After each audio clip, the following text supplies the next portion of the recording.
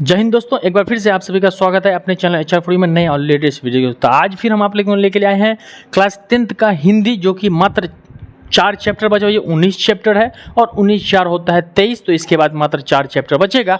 तो अगर आप चैनल पर नए तो चैनल को सब्सक्राइब जरूर करेंगे और बेल आइकन दबा लेंगे ताकि आने वाले वीडियो का नोटिफिकेशन मिलता रहेगा। और प्लीज़ आप हमारा सपोर्ट करें और जितने विद्यार्थी आपकी जानकारी में है वीडियो को शेयर कर दें, वीडियो को पूरा देखें ताकि बोर्ड एग्जाम में एक भी ऑब्जेक्टिव ऐसा ना होगा 100 में 100 जिसे आप नहीं बना सकते हो। अगर आप 95 प्लस का टारगेट रखते हो तो हमसे ज़रूर पढ़ें। और फिर मैं थोड़ी फीस ले रहा हूँ यार आपसे, मैं तो फीस नहीं ले रहा हूँ, तो पढ़ने में क्या जाता है। 15 मिनट का वीडियो होता है, 10 मिनट का ट्राई करके देख लो। आसान सर ने अच्छा पढ़ाया है तो दोबारा वीडियो देना, वरना छोड़ देना, मैं थोड़ी आपके घर आता हूँ, ठीक है। तो इसमें हम पढ़ेंगे, चैप्टर का नाम है आपका जननायक कर्पूरी ठाकुर। चैप्टर नंबर क्या है? 19 है। इसका कोई लेखक वेखक नहीं है, जननायक कर्पूरी ठाकुर ने स्वयं ही लिखा है इसके बारे में। जननायक कर्पूरी ठाकुर को आप जानते होंगे, हमारे पढ़ाने से पहले से ये एक क्रांतिकारी नेता है। जब 75 का समय था, इंदिरा गांधी का समय था, तो ये उस समय में विरोधी दल के नेता रहे हैं, मुख्यमंत्री बने, उप मुख्यमंत्री बने। और मेरे हिसाब से भारत के इतिहास में जैसे महात्मा गांधी या और भी जो नेता थे उनकी तरह इनका भी बहुत बड़ा योगदान है, बहुत बड़ा योगदान है हमारे देश के। तो इस चैप्टर के माध्यम से हम आपको 2 चीज़ पढ़ाएंगे, एक तो हिंदी पढ़ोगे आप और दूसरी चीज़ क्या पढ़ोगे? हिस्ट्री पढ़ लोगे आप, पॉलिटिकल पढ़ लोगे आप, 3 चीज़ों को पढ़ोगे। तो बस नज़र जमाए रखो और पढ़ो। एक बात और, एक बच्चे का कमेंट आया था कि सर आपका बोर्ड लाइट करता है, चमकता है। तो मेरे प्यारे बच्चों, मेरे साथ थोड़ा प्रॉब्लम है, लाइटिंग की उतना सुविधा मेरे पास है नहीं। कभी रात में वीडियो करता हूँ, कभी दिन में, तो बोर्ड थोड़ा लाइट करता है, अल्टरनेटिव लाइट लगा हुआ है। मेरे पास उतना बड़ा कैंपस भी नहीं है। जैसे होता है मैं आपको वीडियो शूट करके देता हूँ। किसी दिन मैं ब्लॉग में ये पूरा दिखा दूंगा। आप लोगों का सपोर्ट रहा, मेरा चैनल ग्रो किया ना, तो मेरा अपना सिस्टम जितना पीछे में क्या दिखा दूंगा। इसमें थोड़ा सा एडजस्ट आप लोग कर लें। जो होता है लाइट लगता है जहाँ पर मैं बताता हूँ, तो उसको सुन के इमेज कर ले कि सर ने यहाँ पर ये बताया, ठीक है। आप लोगों का सपोर्ट रहेगा, ये बोर्ड भी बदल जाएगा। बहुत सारे बच्चे बोलते हैं सर आप डिजिटल बोर्ड लीजिए, बिल्कुल लेंगे, बस आपका सपोर्ट चाहिए, ठीक है। चलिए पढ़ते हैं। देखिए, जननायक कर्पूरी ठाकुर का जन्म जो है वो समस्तीपुर के निकट पितौजिया नामक गांव में हुआ। कहाँ हुआ? पितौजिया नामक गांव में 24 जनवरी 1921 को हुआ था। ये आप याद रखेंगे, एक ही ऑब्जेक्टिव को मैं तो कहूँगा स्क्रीनशॉट मार के रखना आप इसको, ठीक है। तो जननायक कर्पूरी ठाकुर का समस्तीपुर जिला में पितौजिया नामक गांव में 24 जनवरी 1921 को इनका जन्म होता है। इससे पहले मैं एक बात बता दूं कि जननायक कर्पूरी ठाकुर कहते हैं कि शिक्षा अध्ययन के बाद मुझे नौकरी मिल जाए, गाड़ी घोड़ा बंगला सब कुछ मिल जाए, ऐशो आराम की ज़िंदगी मिल जाए, सब कुछ जो मैं चाहता हूँ वो सब मिल जाए, लेकिन देश का भी मुझ पर कम एहसान नहीं है। भारत माता इस समय स्वतंत्रता की पीड़ा से गुजर रहा है और ऐसी परिस्थिति में मैं अपना पढ़ाई जारी रखूं और मैं ऐशो आराम की ज़िंदगी गुजारूं, तो ये मुझसे नहीं होने वाला। मेरे परिजनों को लगता है कि मैं पढ़ लिख करके कामयाब होकर के पैसा कमा करके दूंगा, तो ये मेरे परिजनों को, घर वालों को भूलना होगा, क्योंकि देश का भी मुझ पर जिम्मेदारी है, एहसान है। और जब तक भारत के हर नागरिक को समानता का अधिकार, बराबरी नहीं मिल जाता, तब तक मैं अपने परिजनों को कोई भी काम नहीं आ सकता, मैं अपने परिजनों को, घर वालों को सुख सुविधा नहीं दे सकता। ये शब्द था, ये बोल था जननायक कर्पूरी ठाकुर का, यानी कि देश के लिए इतने मर मिटने वाले थे। आगे हम पढ़ाते हैं आपको उनका योगदान क्या क्या है। तो पहले तो समझ में आ गया कि समस्तीपुर के निकट पितौजिया नामक गांव में 24 जनवरी 1921 को इनका जन्म हुआ। इनकी माता का नाम राम दुलारी देवी, पिता गोकुल ठाकुर और पत्नी का नाम फुलेश्री देवी है। ये सब ऑब्जेक्टिव में पूछा होता है। पापा का, इनके माता का नाम राम दुलारी देवी, पिता का गोकुल ठाकुर और पत्नी का नाम फुलेश्री देवी जो था इनकी पत्नी का नाम था, ठीक है। इनका बचपन भी अन्य गरीब बच्चों की तरह खेल कूद तथा गाय और अन्य पशु चराने में बीता था। यानी जैसे हम साधारण बच्चे होते हैं, जीते हैं अपना बचपना, जैसे गुजारते हैं, जननायक कर्पूरी ठाकुर का भी बचपना वैसे ही नॉर्मल गुजरा। बच्चों की तरह खेलना कूदना, जो गरीब बच्चे होते हैं, और गाय और पशु चराने में बचपन बीता था। ऑब्जेक्टिव हो सकता है, ठीक है। इनको शौक क्या क्या था? देखिए, दौड़ने और तैरने का शौक इनको था। बचपन में अलग अलग शौक होता है, जिन चीज़ों का शौक होता है ना, उसके पीछे बच्चे दीवाने हो जाते हैं और भागे फिरते हैं। तो इनको शौक था दौड़ने का और तैरने का शौक था, है ना। श्री राजेंद्र शर्मा लिखते हैं कि गीत गाने और गांव की मंडली में डफ बजाने का शौक भी था इनको, यानी कि इनको जननायक कर्पूरी ठाकुर को गीत गाने का भी शौक था। और गांव की मंडली, मंडली क्या होता है, जब गांव में जो मंडली होता है ना, मतलब कि गांव में कई लोग इकट्ठा होकर के बैठे, तो वहां पर इनको मंडली में गाना गाने का और गीत गाने का और डफ बजाने का, डफली जो होता है ये सब बजाने का जननायक कर्पूरी को बहुत शौक था। ठीक है, इनकी जिंदगी में पढ़ाई का जो सिस्टम शुरू होता है वो इन्होंने 1940 में मैट्रिक की परीक्षा पास कर ली सेकेंड डिवीजन से, है ना। 1940 में ये मैट्रिक पास कर लेते सेकेंड डिवीजन से। जब इनका मैट्रिक हो जाता है तब ये फिर दरभंगा के चंद्रधारी मिथिला कॉलेज से आईए में नामांकन कराता है। यानी जब दरभंगा के चंद्रधारी मिथिला कॉलेज में ये आईए में नामांकन कराते हैं तो चूंकि इनका घर कहाँ था, मैंने आपको बताया कि समस्तीपुर जिला में, और ये दरभंगा जिला में पढ़ने आते थे, तो करीब करीब एक दिन में 50 से 60 किलोमीटर इनको घर से, समस्तीपुर से दरभंगा आना जाना दोनों पड़ जाता था। और ट्रेन से, रेलवे स्टेशन से आते थे। मुक्तापुर एक रेलवे स्टेशन है मुक्तापुर, वहाँ से इनका दरभंगा आना जाना होता था और कुछ रुपया भी खर्च होता था। और ऐसे ही धोती पहने, कंधे पर गमछा रखे हुए और डेली पैदल आते, मतलब स्टेशन से पैदल आते और जाते थे। इतना संघर्ष किया इन्होंने जीवन में, क्योंकि बिना संघर्ष के आदमी का जीवन महान होता ही नहीं है। ये भी हमारी तरह साधारण बच्चे ही थे, लेकिन देखिए अपने फ्यूचर में क्या कर गए, है ना। 1940 में मैट्रिक पास कर लिया और 1942 में आईए सेकेंड डिवीजन से पास कर लिया। तो 1942 में इन्होंने आईए की परीक्षा यानी इंटरमीडिएट की परीक्षा पास कर ली और स्नातक में नामांकन हुआ। स्नातक यानी ग्रेजुएशन ईयर को हम स्नातक कहते हैं, ठीक है। स्नातक में इनका, और इंटर को हम अंतर स्नातक कहते हैं, याद रखिएगा। स्नातक में नामांकन हुआ, लेकिन उसी समय 1942 में अगस्त क्रांति हुई। देखिए 1942 में आईए से हुआ पास, और फिर 1942 में अगस्त क्रांति जो हुई, और फिर 1942 में जब अगस्त क्रांति हुई तो ये अपने आप को अगस्त क्रांति में रोकने से, मतलब कूदने से न रुक पाए और अपने आप को उसमें अगस्त क्रांति में लगा दिया। और इससे क्या हो गया, इनकी पढ़ाई भी रुक गई। इनकी पढ़ाई रुक गई क्योंकि इनका कहना था कि भाई हमारा देश स्वतंत्रता की पीड़ा से गुजर रहा है। 42 का समय, आज़ादी अभी नहीं आया है। 42 के समय में देश को आज़ादी की ज़रूरत है, हम जैसे नौजवानों की, शिक्षित लोगों की ज़रूरत है, सहायता की ज़रूरत है, और हम पढ़ने में, अपने विद्या धन में अपना जीवन लगा दें, ये मुझसे नहीं होने वाला। और इन्होंने क्या किया कि अपनी पढ़ाई को वहीं पर रोक दिया और छोड़ दिया। ये आगे पढ़ने का प्रयास नहीं करे, आगे पढ़ाई नहीं किया। लेकिन फिर लोकनायक जयप्रकाश नारायण द्वारा गठित आजाद दस्ता के सक्रिय सदस्य भी रहे। यानी जननायक कर्पूरी ठाकुर जो थे वो लोकनायक जयप्रकाश, दोनों अलग नाम है, जननायक कर्पूरी ठाकुर और लोकनायक। तो लोकनायक जयप्रकाश नारायण द्वारा गठित आजाद दस्ता के सक्रिय सदस्य रहे। यानी लोकनायक जयप्रकाश, लोकनायक यानी लोगों के नायक, हीरो जयप्रकाश नारायण को कहा जा रहा है। लोकनायक ने जो आजाद दस्ता का गठन किया था उसके सक्रिय सदस्य भी रहे जननायक कर्पूरी ठाकुर। यानी उसके पार्टी के, जो पार्टी बना तो उसके सदस्य के रूप में इन्होंने काम किया। इन्होंने उनके साथ काम करते रहे, है ना। ये पढ़ते भी अपना, ठीक है।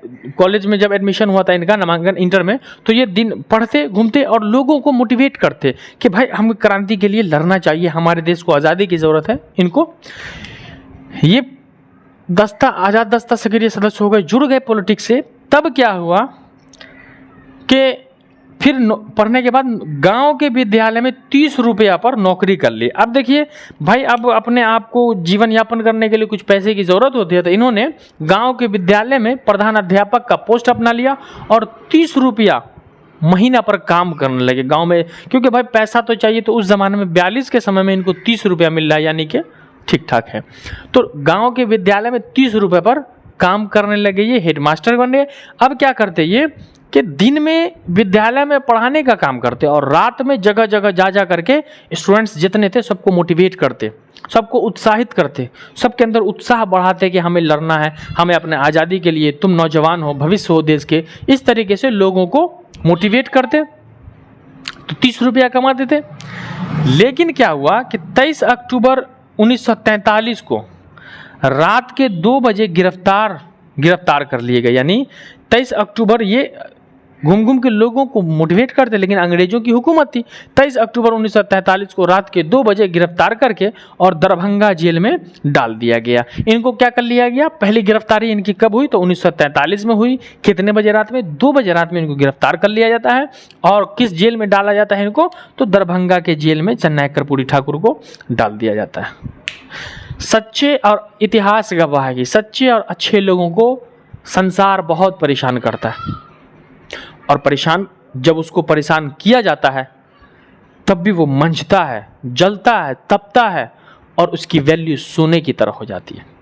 इसको गिरफ्तार कर लिया तो क्या बहादुर लोग और क्रांतिकारी लोग गिरफ्तारी से डरते हैं, जेल से डरते हैं? हमारे जितने क्रांतिकारी नेता, हमारे जितने महान नेता थे भारत के इतिहास में, सबने जेल देखा और जेल से कोई डरने वाले नहीं थे। रात्रि 2 बजे दरभंगा में इनको जेल में डाल दिया गया, ठीक है। और फिर क्या किया इन्होंने कि वहाँ से फिर भागलपुर जेल में कैदियों के, दरभंगा के बाद ट्रांसफ़र कर दिया गया उनको भागलपुर। भागलपुर जेल में कैदियों की सुविधा के लिए 25 दिन का उपवास किया। यानी वहाँ क्या कर लिया, वहाँ जेल में, भागलपुर जेल में जो था, उनको अच्छी फैसिलिटी नहीं थी कैदियों को, तो उन्होंने कैदियों के लिए क्या कर लिया, 25 दिन का उपवास कर लिया। और उस 25 दिन के उपवास में खाना पीना का अनशन पर बैठ गए और सरकार को झुकने पर मजबूर कर दिया। और सरकार ने जननायक कर्पूरी ठाकुर की बातों को माना। सरकार को झुकने पर, एजुकेटेड लोग थे भाई, कैसे सरकार को गिराया जाता है ये जानते थे, और सरकार को झुकने पर वहां मजबूर कर दिया। और फिर क्या हुआ, इस तरीके से हमारे देश को नॉर्मली आज़ादी मिली। 1900 स्वतंत्रता के बाद यानी 1952 में ताजपुर से जीते। यानी क्या हुआ, अब जब वो हमारे देश को आज़ादी मिली तो भाई इतने बड़े पॉलिटिशियन थे, ये बहुत सहयोग किया। तो आज़ादी के बाद यानी 1952 में, यानी तो आज़ादी के बाद भारत में प्रथम आम चुनाव जो हुआ था वो 1952 में हुआ। 1952 में ताजपुर से जीत गए। ताजपुर एक विधानसभा क्षेत्र है, वहाँ से ये जीत गए और ये सोशलिस्ट पार्टी के नेता बने थे। किस पार्टी से चुनाव लड़े थे? सोशलिस्ट पार्टी से चुनाव लड़े थे और ये जीत भी गए थे। और ये जीत के जब पहली बार संसद में गए तो बाढ़, भूख, गरीबी, भ्रष्टाचार के ये आवाज़ उठाई। यानी हमारे देश में बाढ़ से बहुत सारे लोगों की जान चली जाती है, भूख से बहुत सारे लोग मरते हैं, भ्रष्टाचार है, गरीबी है, अत्याचार हो रहा है, तो इसके प्रति वहाँ पर आवाज़ उठाए संसद में और गरीबों के हित की बात किया हमेशा इन्होंने।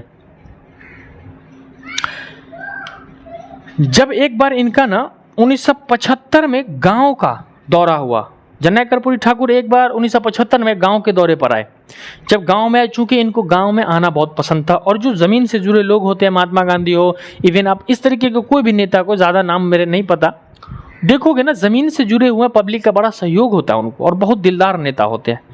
तो 1975 में जब गाँव के दौरे पर आए ना, तो वो देखे कि एक हैजा पीड़ित व्यक्ति, जो कि उसके परिजन उसको लेकर के बैठे हुए हैं और उसकी मौत का राह देख रहे हैं। क्यों?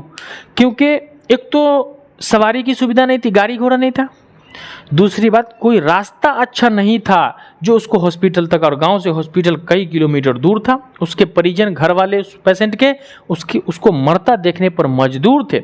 लेकिन जैसे ही जननायक कर्पूरी ठाकुर की नज़र वहां पर पड़ी, उस हैजा पीड़ित व्यक्ति को, उस हैजा से बीमारी पीड़ित व्यक्ति को अपने कंधे पर उठा करके 5 किलोमीटर पैदल अस्पताल ले गए।